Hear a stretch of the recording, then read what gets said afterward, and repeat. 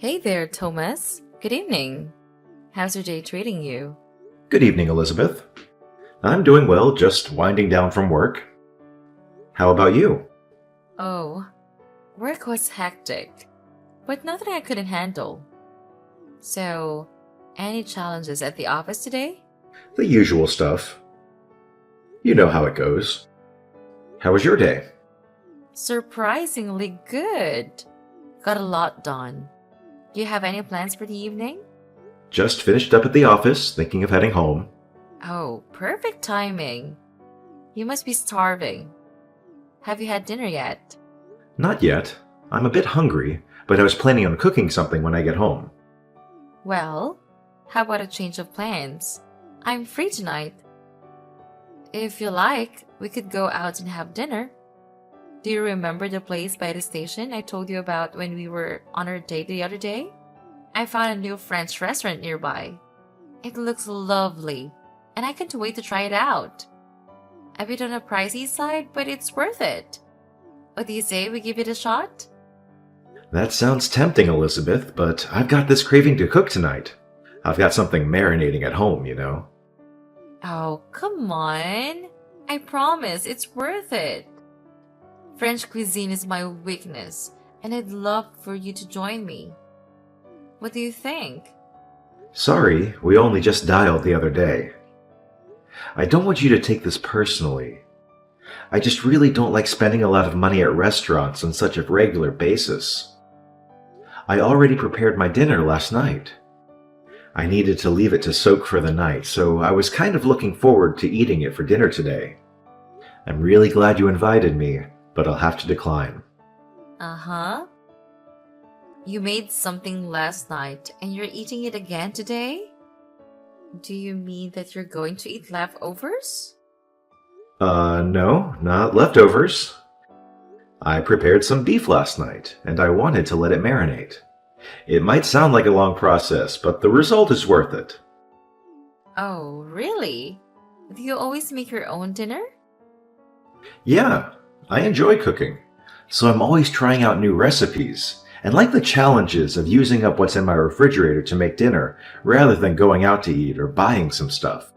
Food keeping is more efficient that way, to less waste and all. Anyway, when do you want to go eat at that new French restaurant? I hear the duck foie gras is delicious. You want to eat the dog for grass, right? Yes, I'd love to. Let's pick a day. I've been looking forward to eating there ever since I found out. Well, I'm afraid I'm still not sure what my plans will be for work next week, and appointments come flying in at the last minute, so I can't promise anything. I don't know when I'll have time to go out. Even though I'm saying I really want to go, I'd like to go sometime this week. I'm sure you can make some time for me. You don't want to disappoint me, do you? You want to go this week? That French restaurant is expensive, isn't it? Considering the ingredients used, the meal you specified is bound to cost a couple of $100s. Yeah, I think it was around that much. What about it? Is there a problem? It's not too expensive for you, is it? I haven't gotten my pay yet this month, so I'd prefer to go somewhere a bit more affordable. Like I said earlier, I don't really like spending a lot of money eating out. I'd be really grateful if you could respect that. I know a great tavern that's really cozy. We could go there. Are you serious? You're being stingy. You did not just invite me to eat dinner at a tavern. What do you mean? I'm not being stingy. I just like to spend my money wisely when it comes to food. I can't believe you actually just said that. You eat at taverns and you think that you're spending money wisely? Thomas, you said you're 35, right? You're 35, but you still don't have enough money to spare to take a girl on a date to a French restaurant before payday. Clearly, that's because you haven't been spending your money on stuff that's worth it up until now. So you want me to pay for the entire meal again, don't you? This is why I was trying to hint that I wasn't interested. What do you mean again? You paid for dinner last time because that's what guys should do. And you'll pay next time too because you'll still be a guy. If you don't understand something as simple as that, then that's why nobody wants to marry you. Maybe you should read How to Be a Gentleman for Dummies before we have our next date. How can you be so stingy over paying for a few $100s for a meal at a French restaurant? Every other guy in the world would be happy to pay that much. I had such high expectations for you, but now I'm really disappointed. I can't believe you turned out to be such a Scrooge.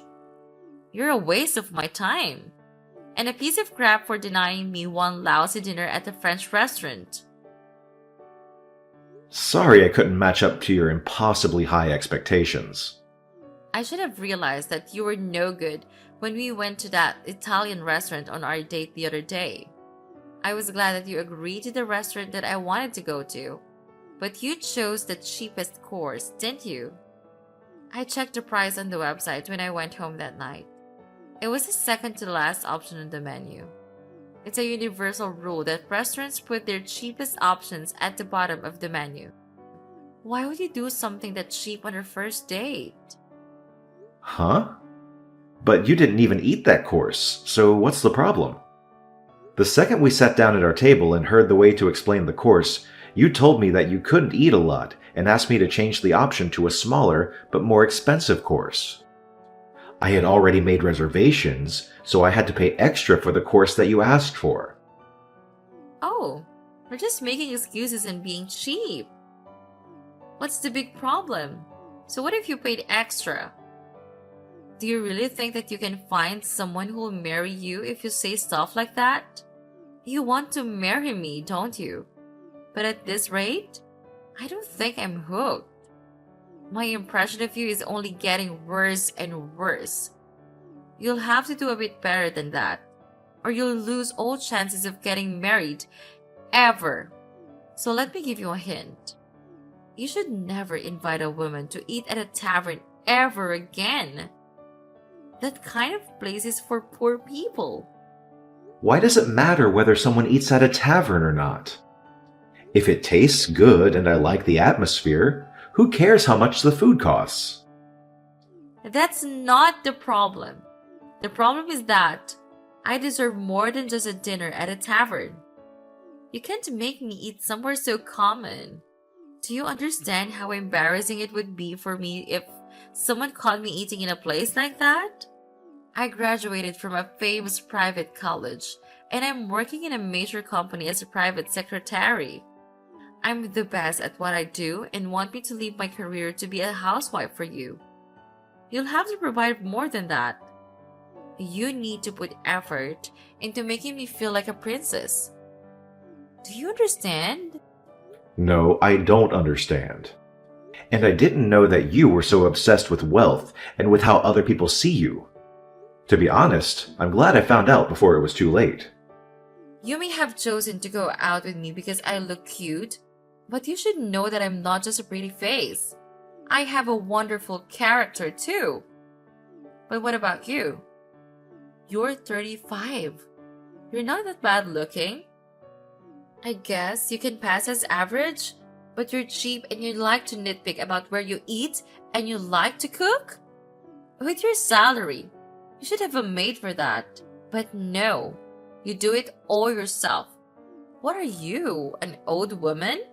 I was shocked when you told me that you didn't want to go out to eat before your payday too. You should have enough money saved up now to go eat whenever you want. Why do you have a problem with spending money? I'm sorry.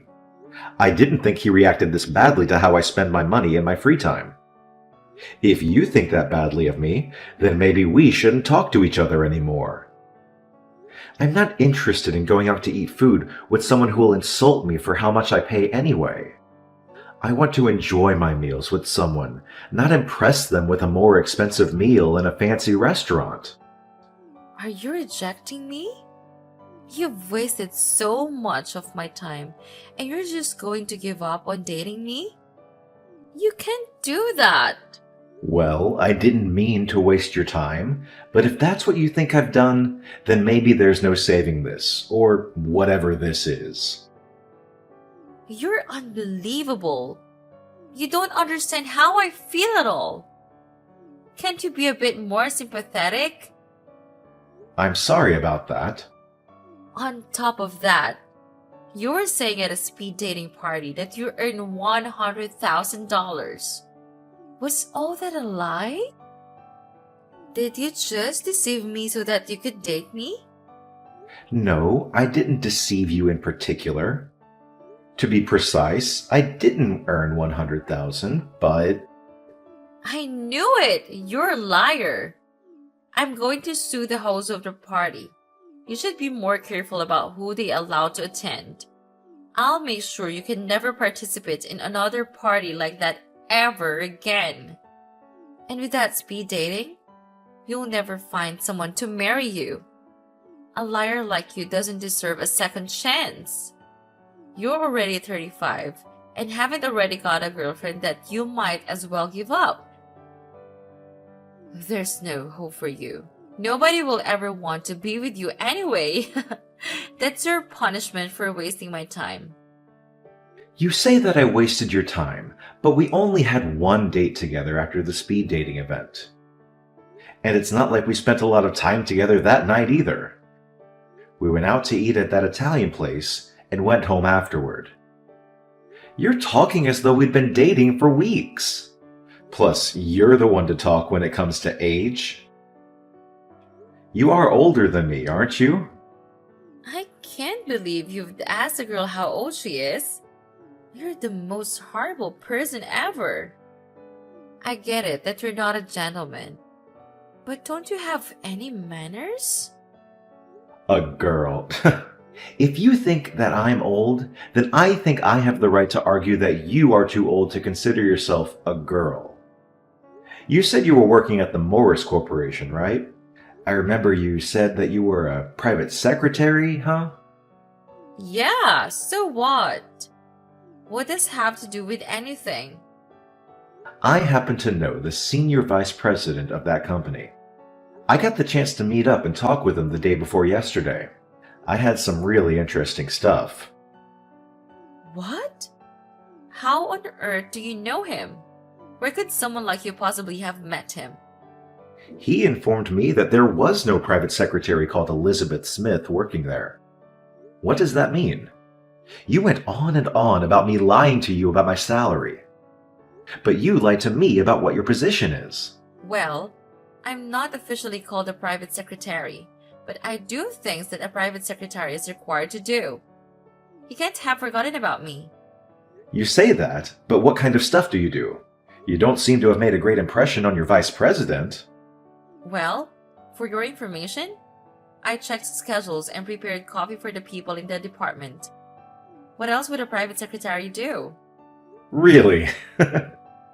I guess that's all you can be entrusted to do. Well, what's so funny? Nothing. I just thought that it's interesting that you're doing stuff that's usually left to the newbies. I would have expected a private secretary to be more involved and carry out more personal tasks that need more attention to detail than remembering how many sugars your employee wants with his coffee. Are you looking down on my work?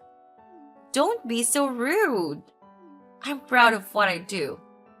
It may seem unimportant to you, but it actually makes a lot of difference. I don't deny that even the simplest and smallest jobs are all part of the bigger picture. But if that's all you do, then I have some doubts about whether you're the best. I asked him about you. What? What did he say? He told me that he had heard a lot about you from your colleagues. Seriously? Has he been asking my colleagues about me? I wonder if he wants to go out with me. What else did he say? He says that you stand out a lot.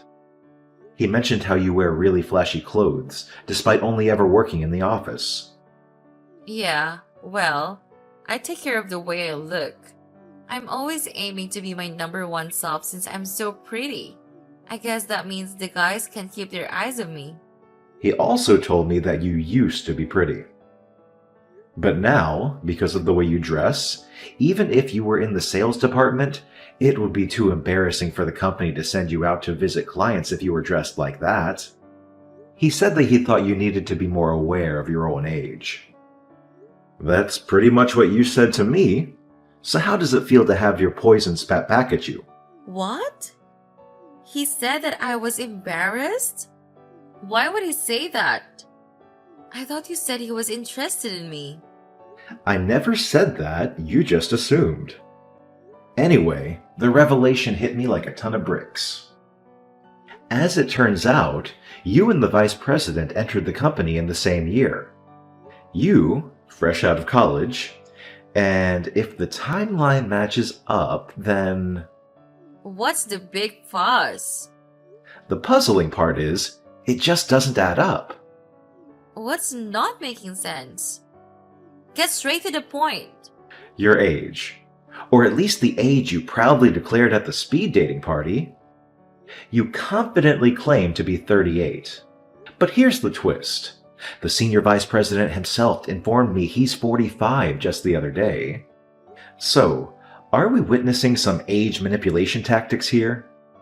He's probably just got his facts mixed up. He didn't start right after college. Right. He mentioned a 2-year stint abroad after college before joining. But even with that, he's been clocking 22 years at Morris. You, on the other hand, said you wrapped up college at 21, so add 22. Well, the math paints a revealing picture. Are you concealing something? How dare you try to calculate the girl's age? You're so insensitive. You're not a girl anymore. If you'd just been upfront about your age, I would have respected that. Instead, you chose to poke fun at my age and spending habits, conveniently forgetting that every word would ricochet back to you. Initially, you came across as charming, funny, and intelligent. I wouldn't have minded if you fibbed a bit about your age. I could understand if it irked you. I genuinely wanted to dig deeper and get to know you better. But then, you snapped at me for not opting for a fancy French restaurant. No appreciation for covering the tab, or the one before that. I'm not feeling the interest anymore. Let's consider this an odd rendezvous and gracefully part ways. That's my line. I don't want to date a man that lies about his salary. You don't have enough money to keep up with my needs? Then I would have dumped you someday anyway. But you really wasted my time. It's true that I didn't write the exact amount that I make, but that doesn't mean that I make less than what I said. I actually make more. But I don't like bragging, and I just thought that any interactions I had at that party would be artificial if I was honest. So I took it down a few notches. I wanted to avoid women like you, but I guess I got caught anyway. Huh? What are you talking about? I thought you were just a normal office worker. Yeah, I did say that. But it's not like my position makes me any better than an office worker anyway. I didn't see the point in clarifying, but just for the sake of rubbing it in your face, I actually own a company. It's just a venture, so it's not that big. But for the past few years, our numbers have been going up, so we've made quite a profit. I've been investing in property too, so I earn way more than the 100K I told you about.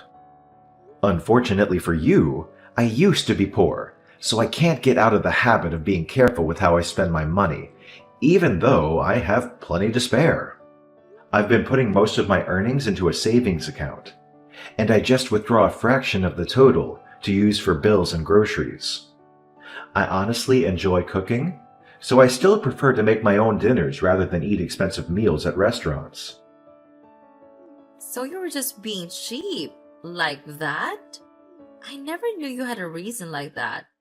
I spend money on stuff I need like my house, suits, and my car, but I don't see the point in spending money on stuff I don't need.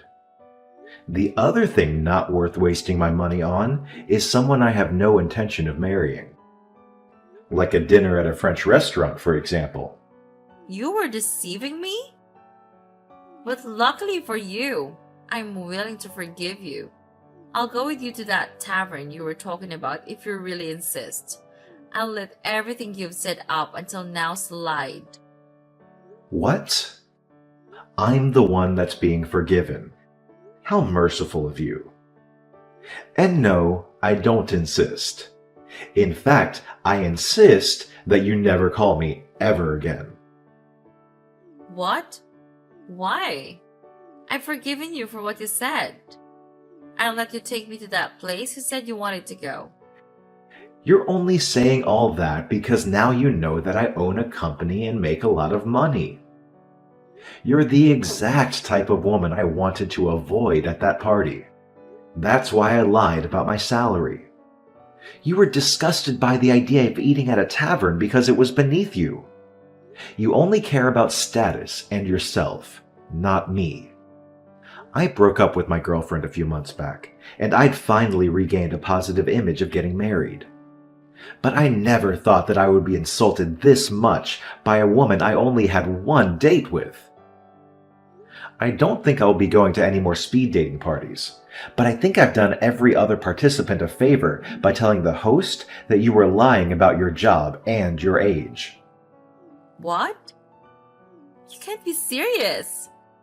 I also warned them that you were verbally abusive and that your behavior was inappropriate for a grown adult. They've assured me that your application will be removed and your name will be put on the blacklist. I hope that this way you won't bother anybody else with the same crap. What are you talking about? Wait a second. Please. I've already been kicked out of several other speed dating events. I can't lose any more chances to find someone who will marry me. You can't do this. Please, don't leave me. I think we'll be really compatible with each other. Why don't we start over? Start over? There's nothing between us to start over. You ruined things before they had even begun. But I do pity you. I hope that you'll be able to reflect on your actions and find someone who you can respect and treat a lot better than you treated me. First, you'll have to get over yourself, old woman.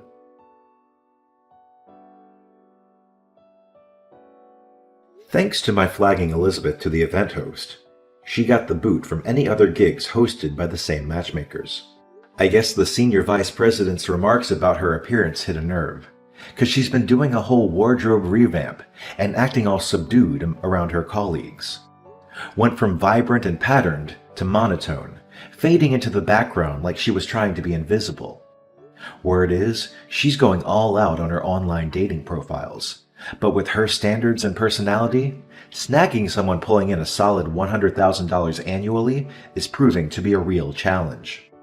As for me, I've moved on. Found my match, and she's into the same stuff I am. Cooking and chilling at friendly, comfy joints instead of those uptight black tie places. Business is looking up, and I'm stoked about the prospect of becoming a parent. Life's good, drama-free.